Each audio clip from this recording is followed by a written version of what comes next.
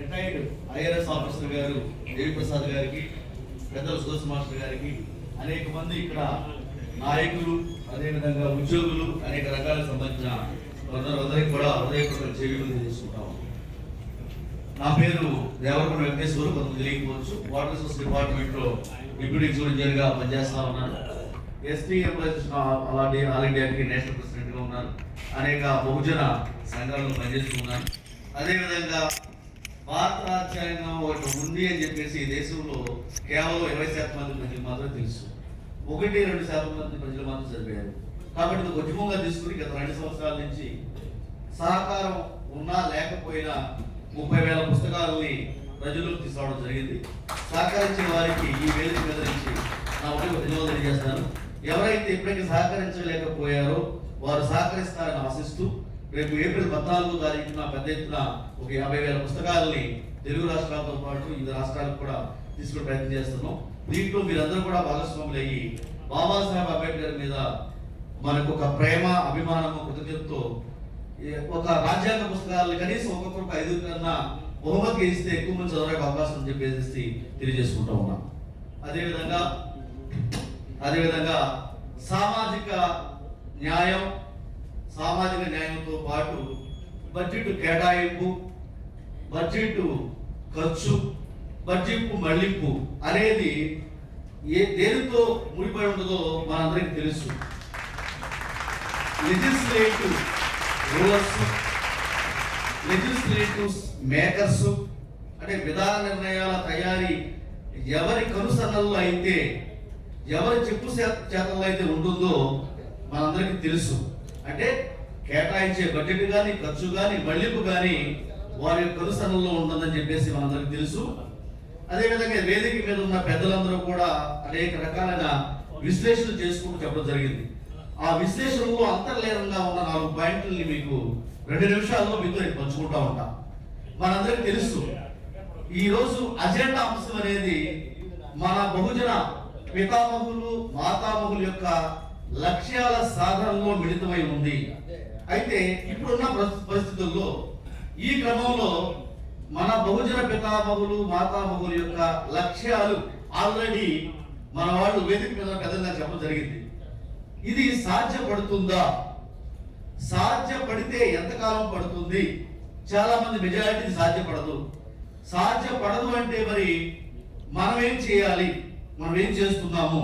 ఇందాక వేదిక మీద ఉన్న పెద్దలు అంటే సమాజాన్ని ప్రభావితం చేసే ఒక 20-30 మంది లీడర్స్ వివిధ సంస్థల ద్వారా, వేదికల ద్వారా, సంఘాల ద్వారా మన బహుజనుల లక్ష్యాలను సాధించడం కోసం ప్రయత్నం చేస్తున్నారు. వీరందరూ కూడా వీరిలో మెజారిటీ ఒక వేదిక మీదకి వచ్చి మన లక్ష్యాలను సాధించడానికి ప్రయత్నం చేయాలని చెప్పడం జరిగింది.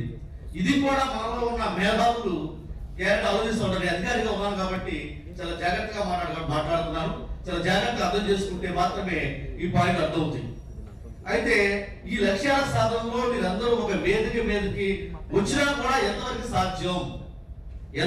సాధ్యం? అయితే ఈ లక్ష్యాలని సాధించాలంటే ఈ బహుజనంలో ఉన్న 90% ఓట్లు వేసే వాళ్ళు ఎవరైతే ఉన్నారో 5 సంవత్సరాల్లో 1826-27 రోజుల్లో ఒక రోజు అంటూ మనకు వస్తుంది. ఆ రోజు మనం ఓటు వేసే రోజు. ఆ రోజు నాటికి ఈ బహుజనంలో ఓటు వేసే 90% మెంబర్స్ ని ఎంతమంది ఈ దేశ భవిష్యత్తు గురించి, బహుజనుల యొక్క లక్ష్యాల గురించి, అంతిమ లక్ష్యాల గురించి ఎంతమందికి అవగాహన ఉంది?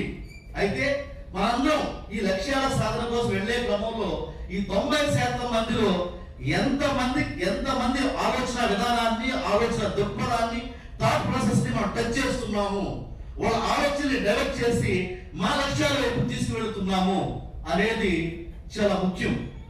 మనము ఒక 90% ఎవరైతే ఓటర్స్ ఉన్నారో వాళ్ళు ఒక 40% లేక 30% ఎటువైపు ఉందో అక్కడ భవిష్యత్తు మారుతుంది. కానీ మనం కేవలము ఆ 90% మనుషుల్లో ఓటర్స్ లో కేవలం 10 మంది దగ్గరకు, 5 మంది దగ్గరకు వెళ్తే మనం లక్ష్యాలు సాధించగలమా అని ఆలోచిస్తూ మన ప్రజల్లో ఉన్న, మన బహుజనుల్లో ఉన్న 100లో 90 మంది వరకు మనం వెళ్లాల్సిన అవసరం ఉంది.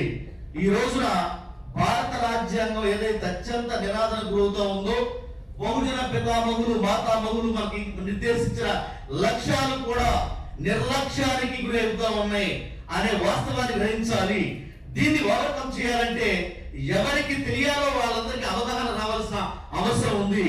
కాబట్టి దయచేసి మనందరం కూడా ఆ దిశలో పనిచేద్దామని, ఇప్పటికి కూడా నాలాంటి ఆఫీసర్స్ మీలాంటి అనేక మంది చేయదగిన రీతిలో పనిచేస్తా ఉన్నారు. వారికి అభినందనలు తెలియజేస్తూ ఈ లక్ష్యాల సాధనకు వ్యవస్థని బలోపేతం చేయవలసిన అవసరం ఉంది, పఠించడం చేయాల్సిన అవసరం ఉంది, నిరంతరం కంటిన్యూగా వర్క్ చేయాల్సిన అవసరం ఉంది. ఒక వేడుకల్లాగా, సంబరాల్లాగా, సెలబ్రేషన్స్ లాగా సంవత్సరానికి 1-2 సార్లు మనలో ఉన్న ఉత్సాహం, అదే విధంగా మన లక్ష్యం వైపు రావడం కాదు. నిశ్చయం కూడా కంటిన్యూగా ఎవరు ఆదరించినా ఎవరు ఆదరించకపోయినా మనలో ఎన్ని ఈర్ష్య, ద్వేషాలు, అసూయలు, రకరకాల ఆలోచన విధానాలు ఎన్ని రకాలుగా ఉన్నా కూడా మనం కంటిన్యూస్ గా వర్క్ చేసుకుంటా వెళితే మాత్రమే బహుజన లక్ష్యాలను సాధిస్తామని చెప్పేసి తెలియజేసుకుంటూ, ఆ దిశలోనే నేను కూడా పనిచేస్తున్నానని చెప్పేసి మీ అందరికీ తెలియజేసుకుంటూ, ఈ మహోన్నత కార్యక్రమంలో నన్ను కూడా ఇన్వాల్వ్ చేసినందుకు మీ అందరికీ హృదయపూర్వక జై భీమ్ తెలియజేసుకుంటాను. Thank you very much. Jai Bhim, జై భారత్. జై భీమ్, జై భారత్.